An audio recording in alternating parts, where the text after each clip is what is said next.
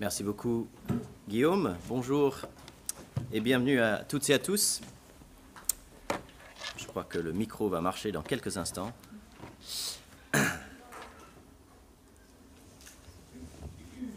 Quelle foi avez-vous?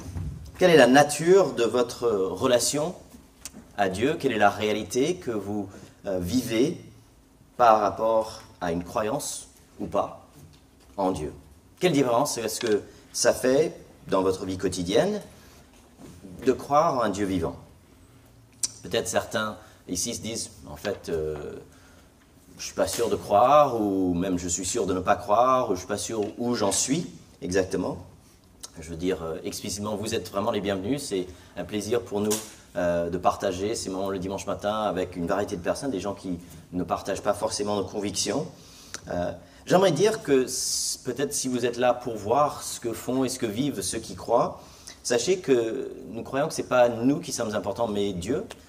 Et quelque part, ce qui est important, c'est d'évaluer ou de réfléchir à ce Dieu vivant plutôt qu'à les gens qui le suivent. Parce que, en partie, les croyants ne sont pas meilleurs que les gens qui ne croient pas.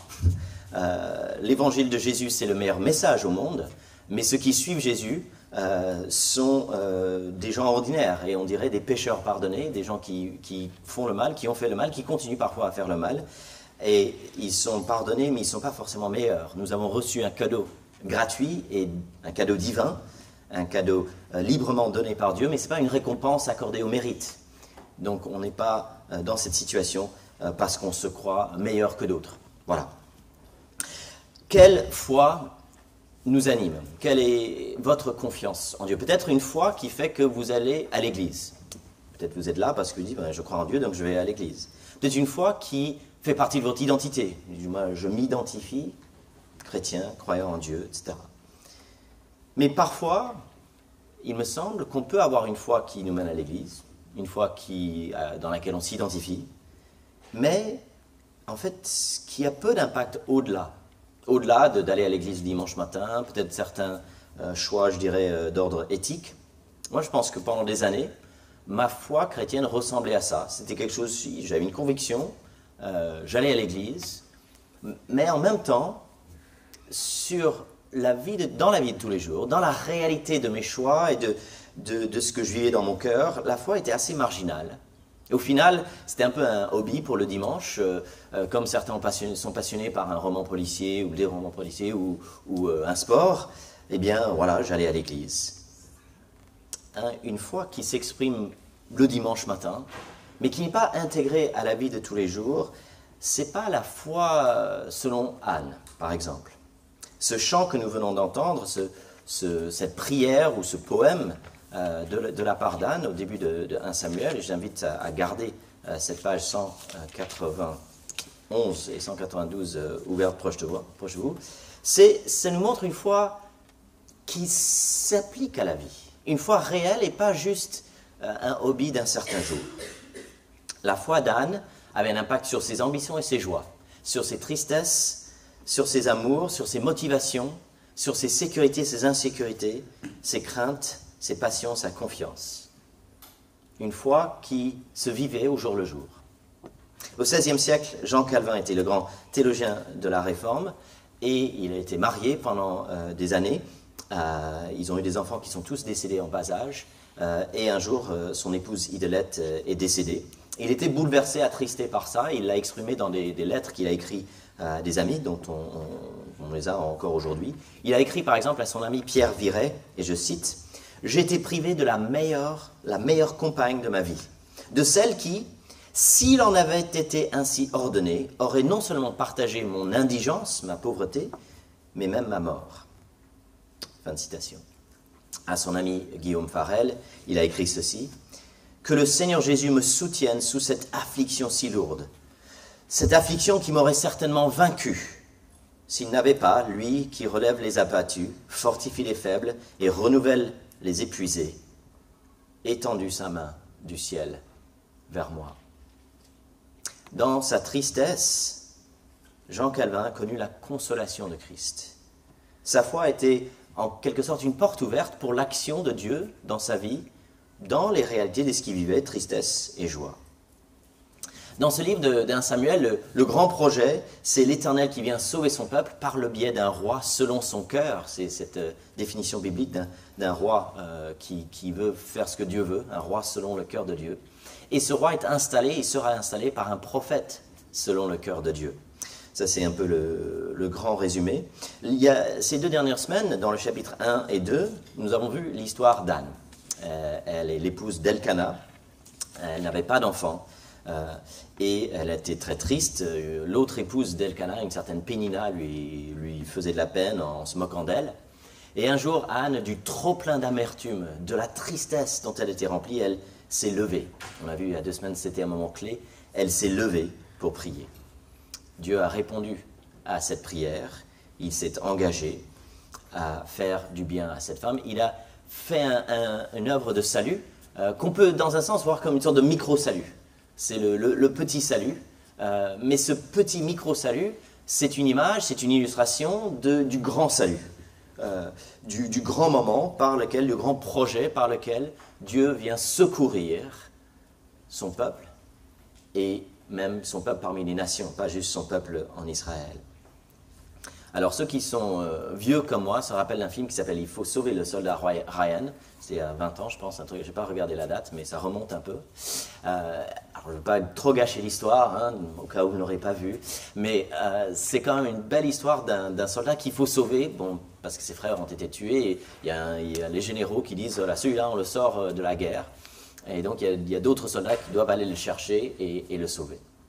Et c'est une petite histoire dans une grande histoire. C'est un petit salut au sein d'un grand salut. Alors, ce n'est pas une illustration parfaite parce que le salut, le grand salut n'est pas lié de manière organique au petit salut, comme c'est le cas ici. Cette petite histoire, en fait, est liée de manière organique au grand salut que Dieu opère. Mais le petit a sa place dans le grand. Et le petit illustre le grand. Sauver ce soldat, c'était un peu sauver l'Europe de la menace nazie, mais en miniature. Anne se réjouit de ce Dieu qui est incomparable, nul n'est comme lui, ce Dieu qui renverse tout, ce Dieu qui élève au final son roi. On va voir ça donc en 3 parties, le Dieu incomparable, renversant et victorieux. On va commencer avec le Dieu incomparable, c'est les versets 1 à 3. Verset 2, « Personne n'est saint comme l'Éternel, il n'y a pas d'autre Dieu que toi, il n'y a pas de rocher pareil à notre Dieu. » Anne chante avec joie parce que le Dieu qu'elle connaît est incomparable. Elle était toute attristée, il est venu la bénir. Et par cette bénédiction, il va bénir sa nation, Israël, par Israël, le monde. Alors certains aujourd'hui, quand on lit ce texte, et des experts qui étudient ce texte disent « Ah, Anne n'aurait pas écrit ça, ça a été fait beaucoup plus tard ou par quelqu'un d'autre, etc. » A priori, en fait, il n'y a pas de raison de douter que Anne aurait pu écrire ça. Il y a des débats sur à quel point les gens étaient lettrés il y a donc 3000 ans, mais semble-t-il, les dernières recherches, on pense que 10-15% de la population était capable d'écrire, capable de faire des choses, donc ce n'est pas juste quelques personnes. Et ce qui est intéressant, c'est que ce texte, il y a des échos très forts à un fameux chant de Myriam, la sœur de Moïse, dans Exode chapitre 15, à des psaumes aussi qu'on connaît, donc elle a pu travailler avec des éléments qu'elle connaissait. Il n'y a pas de raison a priori d'exclure que ça vient de la bouche d'Anne, ou que, s'il le faut, ce récit, s'il y avait un rédacteur plus tard qui a mis en forme sa pensée, mais moi je considère que ça exprime ce qu'elle a vécu, et donc pourquoi pas, ça serait elle. On n'a pas de raison de dire, je dirais concrète, de dire que ce n'était pas elle. En tout cas, elle regarde à son Dieu, elle dit « Tu es incomparable, tu es source de joie ». Et il est aussi, selon elle, celui qui la relève et celui qui est saint. Alors, saint, ça veut dire moralement parfait, éloigné de tout ce qui est mal, tellement autre, tellement différent de nous. Le seul Dieu qui n'a aucune imperfection. Voilà le Dieu que Anne veut chanter. Le seul rocher, c'est-à-dire source de sécurité et de puissance, celui sur lequel on peut poser les pieds et c'est solide. Voici le Dieu incomparable. Et donc, verset 3, nous ne devons pas parler de manière arrogante. Ne prononcez plus de paroles hautaines. En fait, il Il n'y a que Dieu qui sait tout, verset 3 encore. C'est le Dieu qui sait tout. Il n'y a que Dieu qui pèse la valeur des actions. Notre perspective est tellement limitée. Jour après jour, en fait, on est dans le « nous savons », mais souvent, ce n'est pas vrai. Souvent, ce n'est pas vrai. Dieu seul juge et discerne parfaitement. Dieu seul comprend réellement les tenants, les aboutissants. Dieu seul sait. Je ne compte plus les fois où j'ai été convaincu de quelque chose, de mon évaluation d'une situation. Et en fait, plus tard, j'ai vu que j'avais tort, j'aurais pas dû croire ça. Et, il y a bientôt 9 ans, ça sera fin novembre, on fêtera les 9 ans de l'Église éterne. Dans les premières années de l'Église, je pense que je fais pas mal d'erreurs en tant que jeune pasteur. Et en fait, après, je pense 5-6 ans, on m'a donné un bouquin qui s'appelle les top 10 des erreurs commises par les nouvelles églises. J'étais assez content parce que je pense qu'on a fait j'ai fait que 6 des 10, j'étais pas mal, 6 sur 10, hein, alors dans les top 5, je pense qu'il y avait 4. Donc c'était dans les derniers 5 qu'on était meilleurs en fait, mais bon. Pourquoi? Parce que parfois on pense savoir. On pense savoir, n'est-ce pas? Le Dieu, lui, incomparable, il n'a pas ces problèmes de perspective. Il ne fait pas les erreurs que nous faisons. Il est autre, saint, parfait, le rocher. Est-ce que ça nous fait peur ou ça nous rassure? Voilà celui qui sait juger, peser. Un Dieu incomparable. Passons maintenant au verset 4 à 8. Versets 4 et 5, le Dieu renversant. Oups, non, c'est ça que je voulais faire. Incomparable, maintenant renversant. Versets 4 et 5, il y a 3 images de renversement. L'arc brisé, donc ce qui faisait la force d'un guerrier brisé. Les faibles fortifiés. Ceux qui sont rassasiés, eh bien, ils sont désespérés, ils doivent se louer, ils doivent essayer d'avoir de quoi manger de toutes les manières possibles. Les affamés comblés, une femme stérile qui accouche, et celle qui est bénie, qui se flétrit. L'œuvre de Dieu est une œuvre renversante. Il abaisse, il relève. Il fait mourir, il fait vivre. Dans le chapitre 1, Pénina, elle se sentait forte, elle avait les enfants, tout allait bien. Et en fait, elle est rabaissée. Anne, éprouvée, faible, qui n'a rien, elle est relevée. Peut-être même, verset 5, la stérile accouche 7 fois. Peut-être que plus tard, elle a eu 6 enfants de plus. Hein, on ne sait pas qu'est-ce qui s'est passé après Samuel.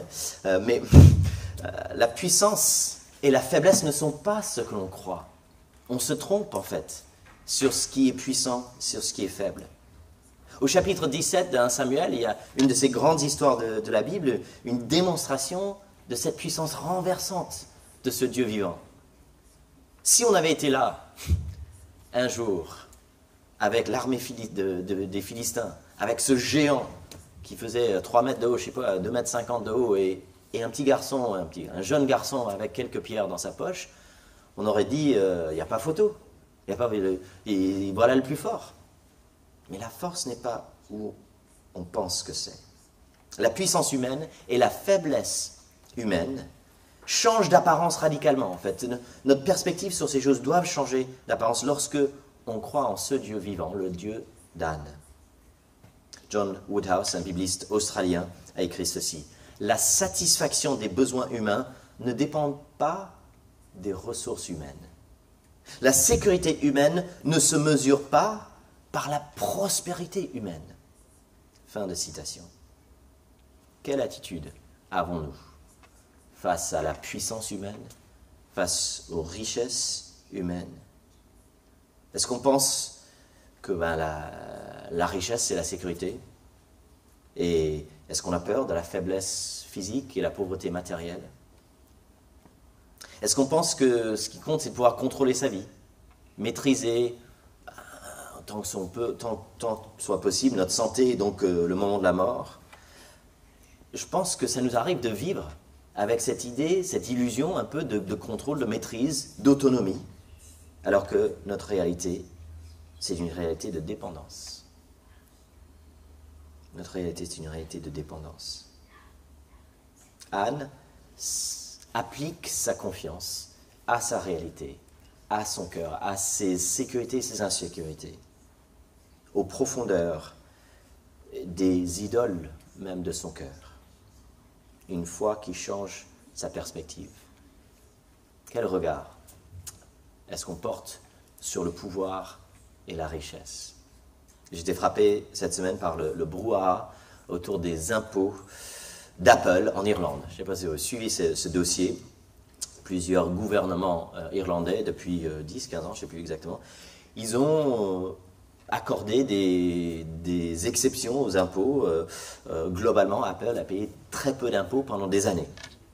Aujourd'hui, la Commission européenne demande à ce que le gouvernement irlandais impose donc une sorte de sanction. 13 milliards, c'est une petite somme. Mais ce que je trouve intéressant là-dedans, c'est que le gouvernement irlandais, il ne veut pas. Ils vont porter un recours, je ne sais plus. Mais en fait, le regard des dirigeants irlandais, il me semble, c'est un regard où ils se disent, mais il y a des milliers d'emplois, il y a beaucoup de richesses créées, et donc on ne peut pas aller à l'encontre de ça. Est-ce que la prospérité d'un pays, peut-être même sa sécurité en quelque sorte, dépend de pouvoir faire des cadeaux à ceux qui sont puissants et ceux qui ont beaucoup? Nous, à notre niveau, quel regard portons-nous sur ceux qui décident autour de nous? Les chefs, les responsables, les directeurs, etc. Verset 7. L'Éternel appauvrit, il enrichit.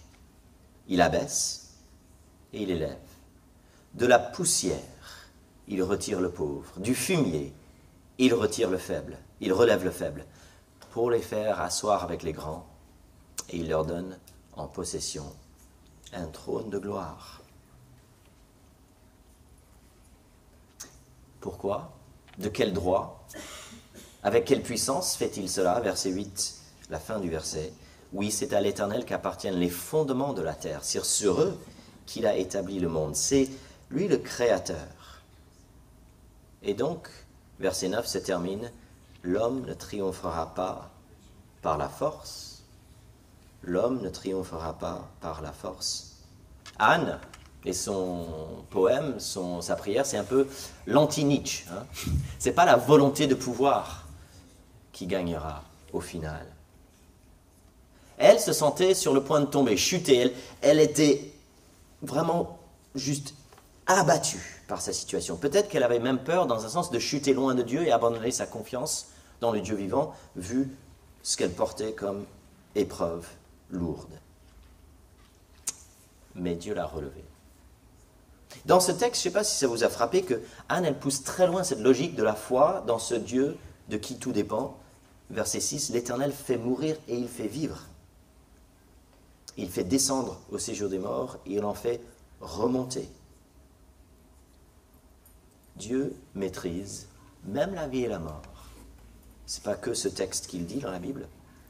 Juste petite parenthèse, vous pourrez croiser parfois, si vous faites des études de théologie, des gens qui remettent en question la présence du concept de la résurrection dans l'Ancien Testament. Est-ce que les croyants avant Jésus, avant l'an, disons 300 avant Jésus, est-ce qu'ils croyaient à la possibilité de résurrection?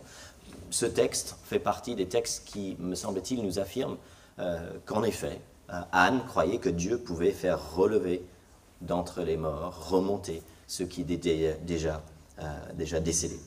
Mais ce qui est important ici, c'est que tout dépend de lui. Il est incomparable, il est renversant. Et troisièmement, il est victorieux. Victorieux, versets 9 et 10.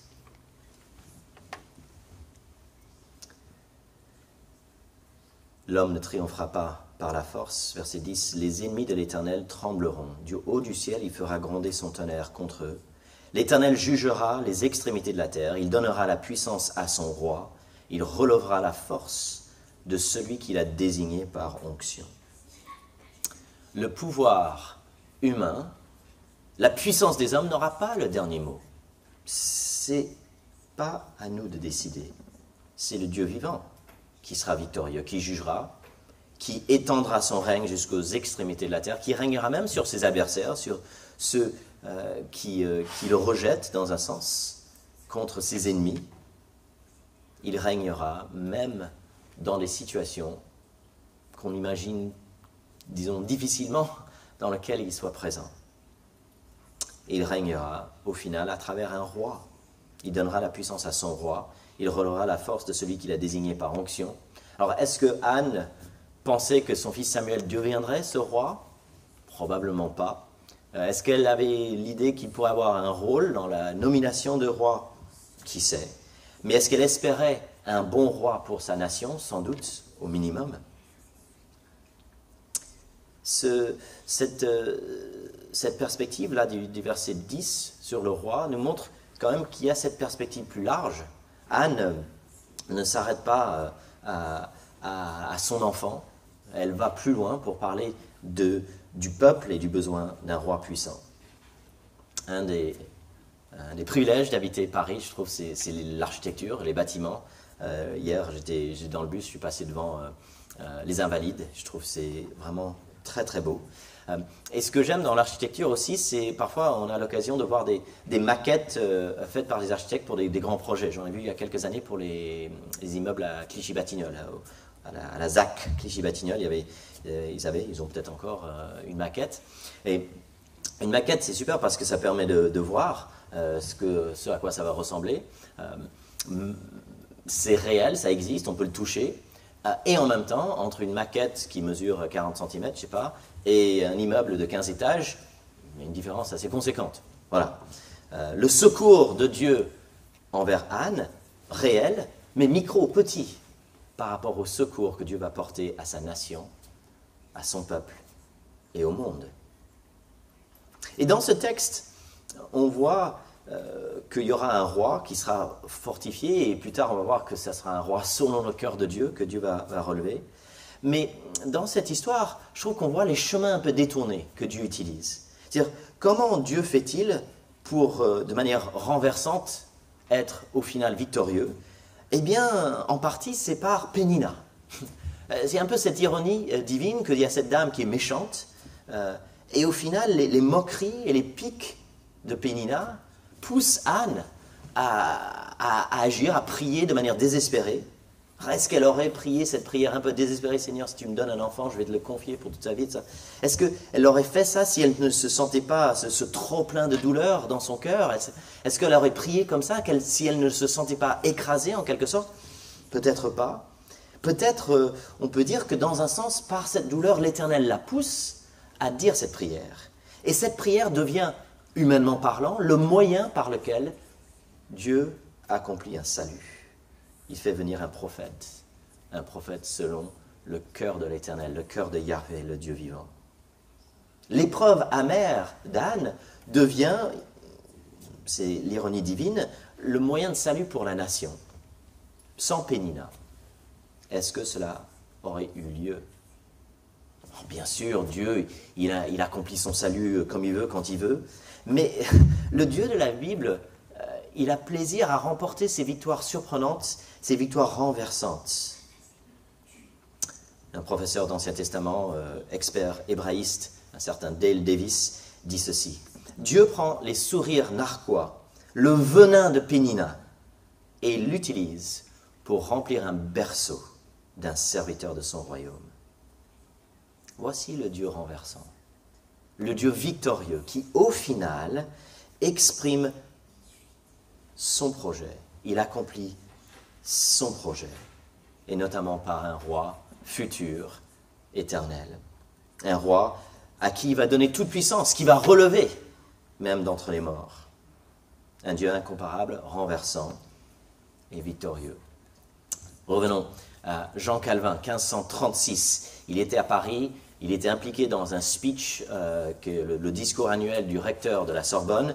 C'est un discours qui était connoté luthérien, c'est-à-dire il a repris des idées de Luther, et donc je crois qu'il s'appelait Nicolas Cop et Calvin, qui apparemment avaient aidé à la rédaction de ce discours, ont tous eu à fuir Paris. Ils étaient menacés d'une persécution physique. Alors on appelait des luthériens à l'époque parce que c'est des idées de Luther en 1536. Calvin et Luther lui-même préféraient le terme évangélique parce qu'ils voulaient être centrés sur l'évangile.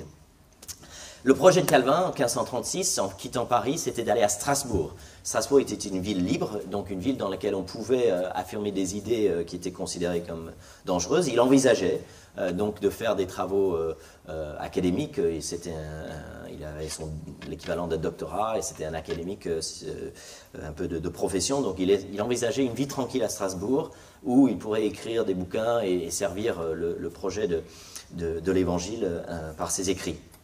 Mais entre Paris et Strasbourg, à l'époque, il y avait le front d'une guerre entre donc, François Ier et l'empereur Charles Quint.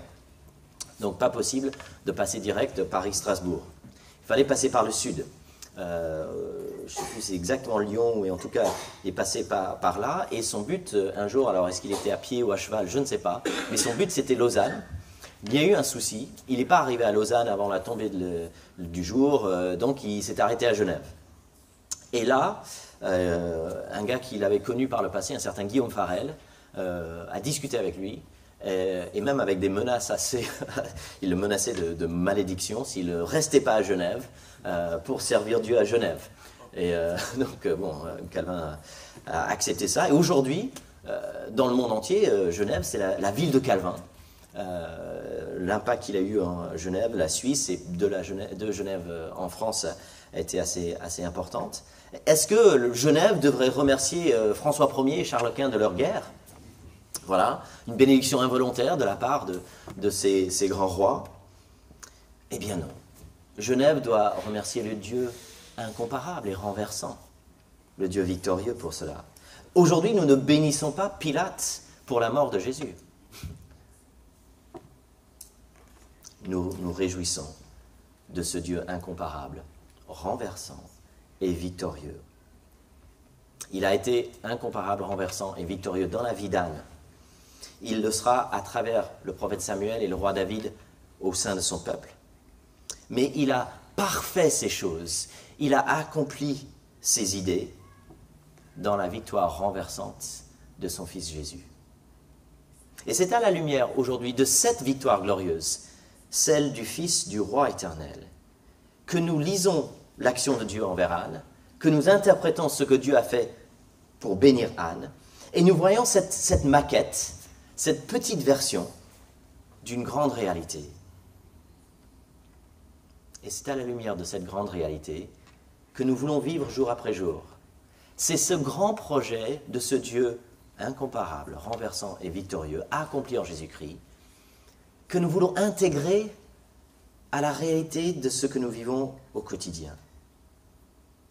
Comme Anne, cette semaine, nous pouvons crier à Dieu lorsque dans nos cœurs, il y a ce trop-plein d'amertume. Nous pouvons, comme Anne, nous réjouir lorsque nous percevons des bénédictions. Nous sommes appelés, comme Anne, à la lumière du projet de Dieu, ce Dieu qui va relever la force de son roi, vivre avec, au quotidien, ce Dieu incomparable, renversant et victorieux. Prions ensemble. Seigneur notre Dieu, nous te bénissons, car nul n'est comme toi. Et tu as donné la puissance à ton roi, tu as relevé sa force. Et c'est devant lui, le roi Jésus, que nous voulons vivre cette semaine. Nous te prions, notre Dieu, que ton règne vienne, que dans ton caractère incomparable, tu t'exprimes et que tu renverses des situations qui nous semblent impossibles, que tu gagnes encore des victoires, que tu changes nos cœurs, afin que notre confiance en toi ne soit pas un hobby pour le dimanche, mais une réalité vécue jour après jour. C'est notre prière au nom de Jésus. Amen.